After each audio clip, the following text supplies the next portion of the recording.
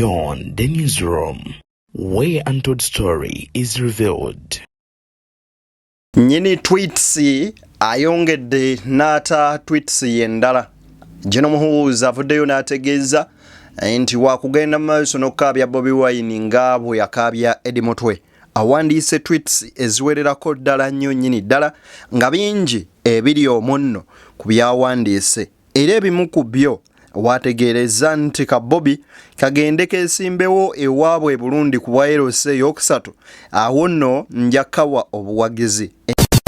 Ebuvanjuba nebugwanjuba ewaka wasigalawo ewasinga. Beyond the newsroom gwe mukutu ogukuleetera ekyo ekisinga. Katiranga naffe ng'oyita ku noti 771 44 53 ne noti 744 26 45 na bino bikulu tetulanga bafere tetulanga basawo ba kinnansi n'abagwa mu koowa eryo. Mwebale kutuwagira. Thank you.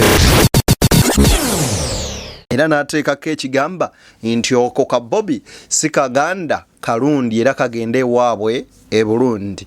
Wuno nno mwezo tweet mwatadde n'ekanga ng'asooka okubuuza oba Eddie Mutwe yakyakaaba abeeko kyamukola. Kikyayogedde nzedde ni tuli ku BTN Media Beyond the newsroom, ensonga zemasonga wetusinzira okubeera ng'ate tuzisoosotola. Era njagala okuba nga nkutegeeza gwe munywanyi nti wetwogerera bino eno nga General Museveni agabidde abakulembeze ab'ennono amamotoka wabula Buganda ez'emmotoka negamba twetaaga ebyaffe ezibadde ez'emmotoka muzongereko mutusasule ezo ze tubabanja.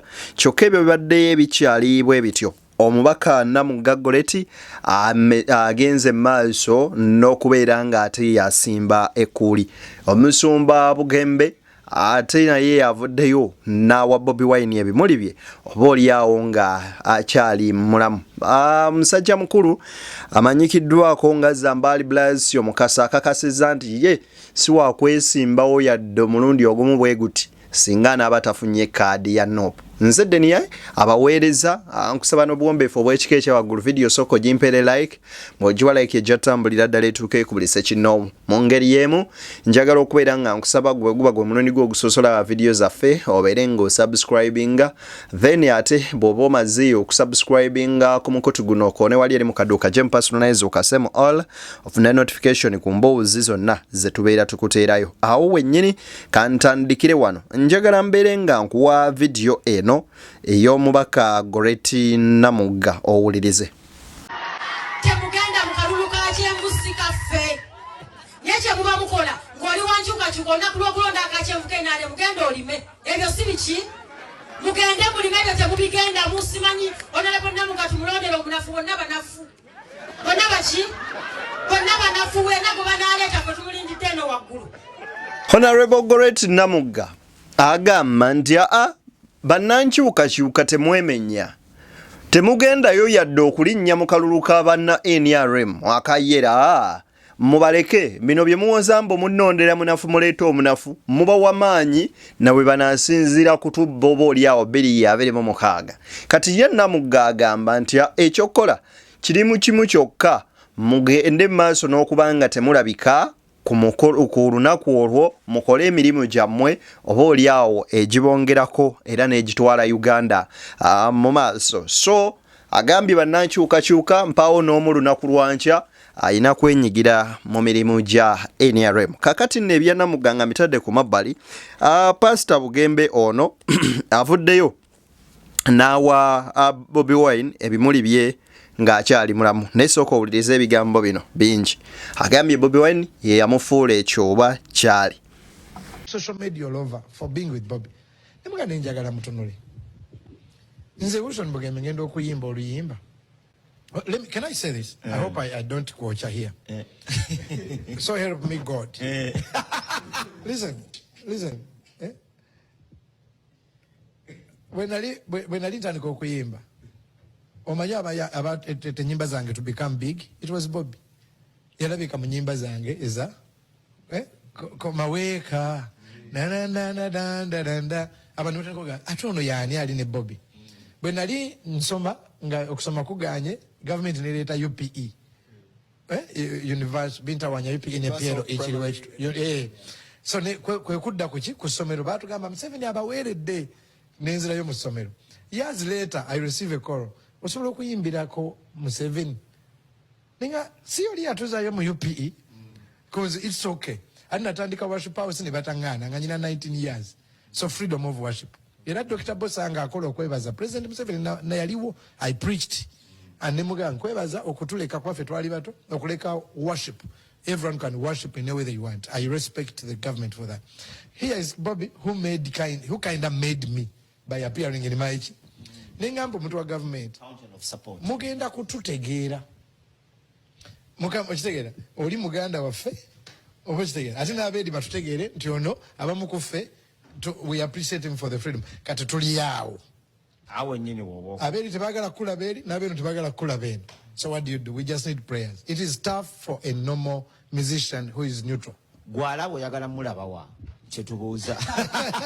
We're gonna go for a break and when we come Bugembe agamba nti Robert Kyagulanyi Ssentamu Bobi Wine His Excellence the Ghetto Gladiator oba oliawo mu ngeri emu oba endala ye yamufuula ki kyali oba oliawo statement eyo mugikwotinge kubanga mbu singa teya appearinga mu nnyimba ze osanga teyandibadde awo waali ku kadde kano naye nga yeebaza ekyo kyokka ate n'agamba nti n'oli ow'enna Kasero yabawa eddembe ly'okusinza ate era n'aleeta UPE mbu Bugembe n'addayo n'asoma. So mu bigambo byagamba nti kakati bonna ne weesanga oba oliawo nga tolina woogwa nange wembabuuliza wammaggwa oba oliawo kiki ky'olowooza ku Bugembe. Tweet z'omukulu zaatadde zibaddemu ebigambo bingi.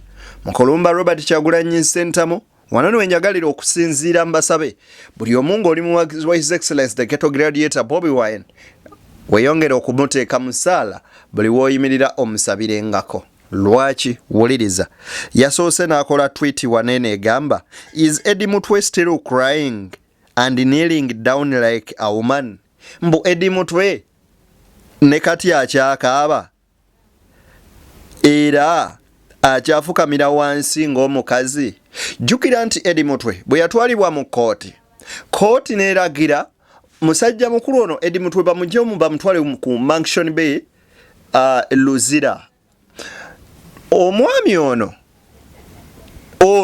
Saba tweets ne ba ordaringa ne bagaana ekiragiro kya kooti ekyomutransferring omuleeta n'afuna obujjanjabi ne bamuleka e Masaka ne kati wagendera maaso n'okuba nga avunda nga tafuna bujjanjabi wabula ofuna painkillers 12 buli lunaku. Ekireetedde obweraliikirivu obw'ekika ekyawaggulu kubanga essaawa yonna Eddie Mutwe oba oli obulamu bwe bugenda. Kati yessaawa y'emu adda ku X atandika provokinga mukama we ng'agamba nti akyafukamira akyakaabanga luli era akyafukamiranga omukazi. N'addamu n'akolayo wanene endala n'agamba whatever we did to Eddie was nothing actually. We were too gentle with him. The next person will cry a lot more.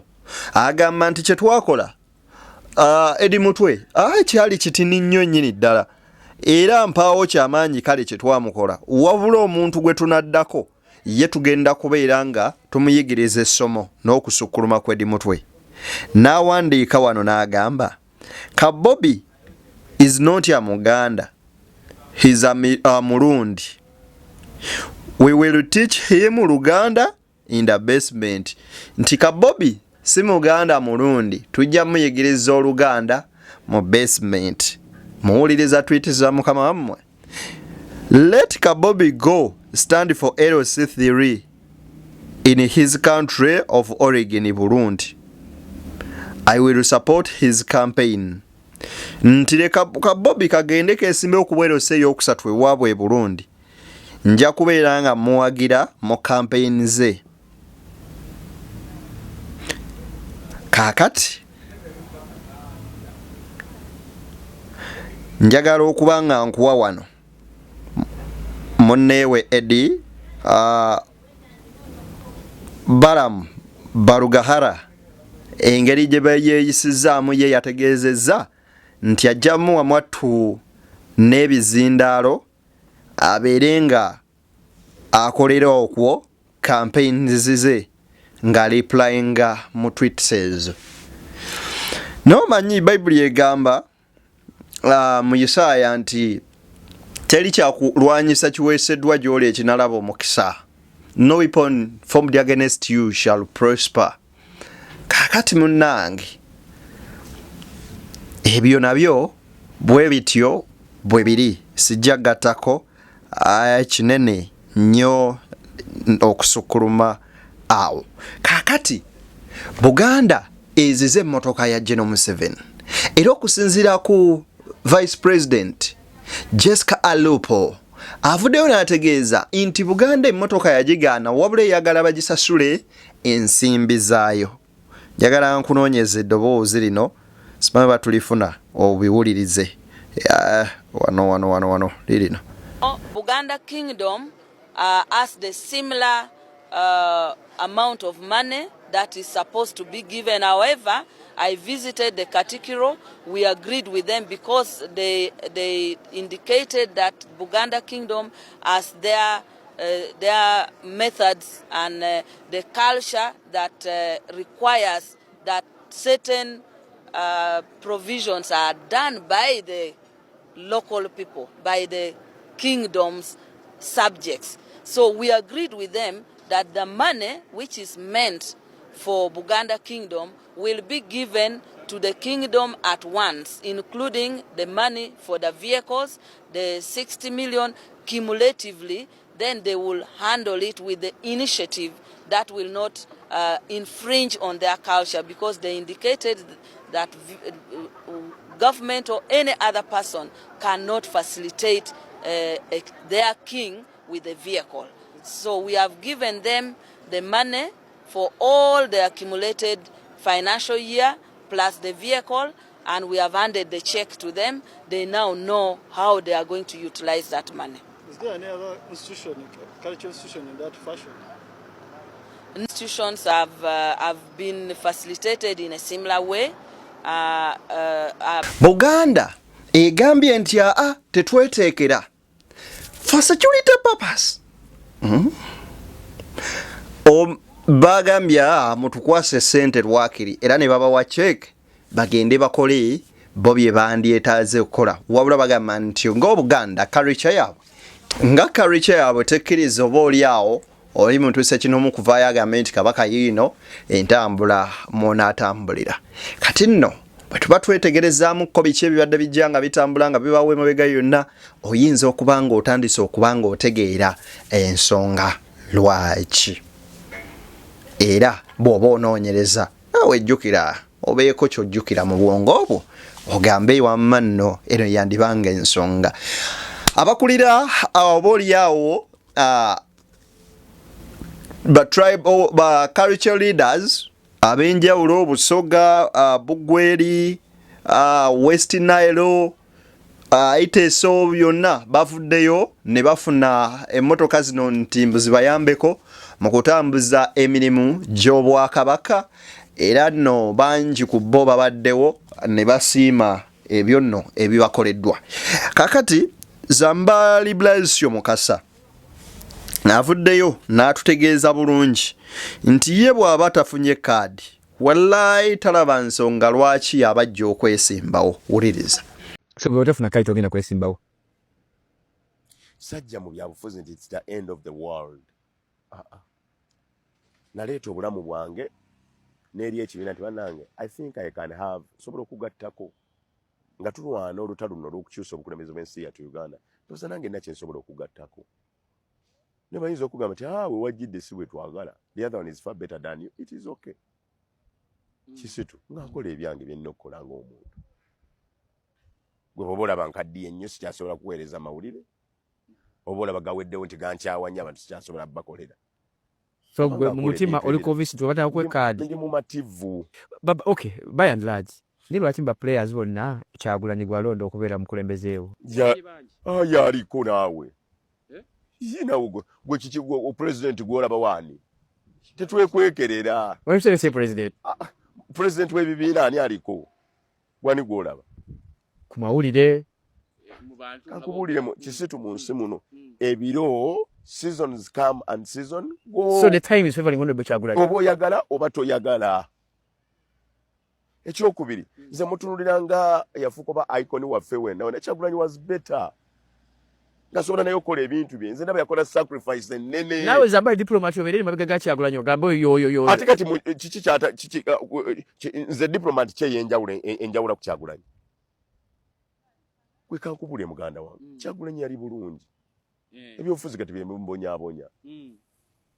Nze twamuyitanga mu nkuuka nga ssebo omukulu oyo okumuyita sente mpitirivu zaafuna olunaku olwo kujja okuyimba enkuuka. Sagala ku disclosing nga sente nga bojja just kuyimba bimbi enkuuka ate nga tajja yimbawo nga muntu w'amaanyi. Nga sente ayina amaka ge ayina biiki ali mu bulungi. Gwogamba bino byonna byakola tayamba Uganda. Singa n'abakulu mu gavumenti beebaza nnyo President Kyagulanyi kubanga abayamba nnyo. Ebigambo ebyo bya Zambali agamba okujja kwa Kyagulanyi kulina bingi bye kwataasa wabula ate nga kuyambye kubanga naye ng'omuntu ssekinomo yayefiiriza ebintu bingi okujja mu byobufuzi. By the way, bano ekintu abamu bye batamanyi. Bobi Wine was earning more money than even here in politics kubanga tezaalinga kaani anoonyereza. Bobi Wine yakola kubanga wetuba tujjukira ennyo sente abantu ze basinga obuuza yaja sente okugula bino biri. Bobi Wine yakuba ku sente zaali zisukka mu millions olwendo mulundi gumu mu promotion ya kabiriiti. MTN ngeze. Bobi Wine yafunanga deals ez'amaanyi eyo nga wo yayimbira oluyimba lwa simanya malaria. Bino simanya abaana bwe batibe bafa bikoze bitya. Ministry of Health eyo yali deal nga nzito yali worth over 500 million plus. Azenga akuba ebivulunga mu buli kivulu kimu akikuba nga akwata milioni 12-15 we yali atuuse. Kati omuntu asobola okwaninga milioni 15 mu kiro kimu oba okyamubanja ki.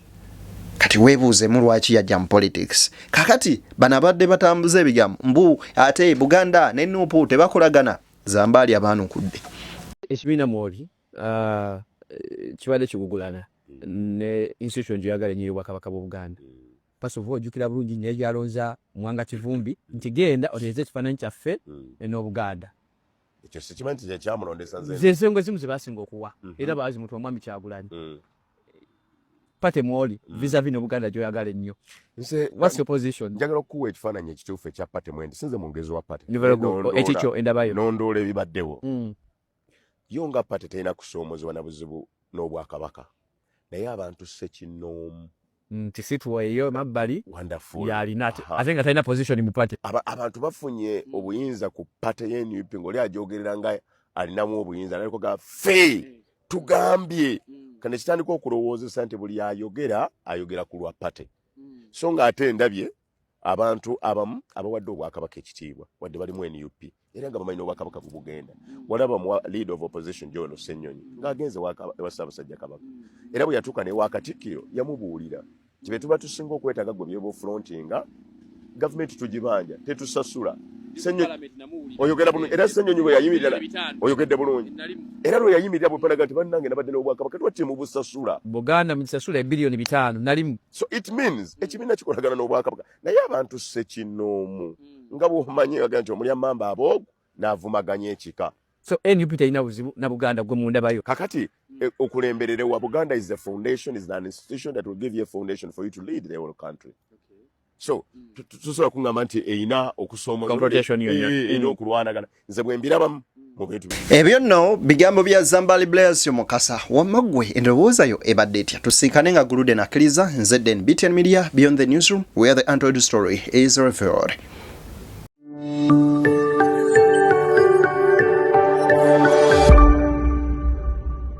Beyond the Newsroom, where untold story is revealed.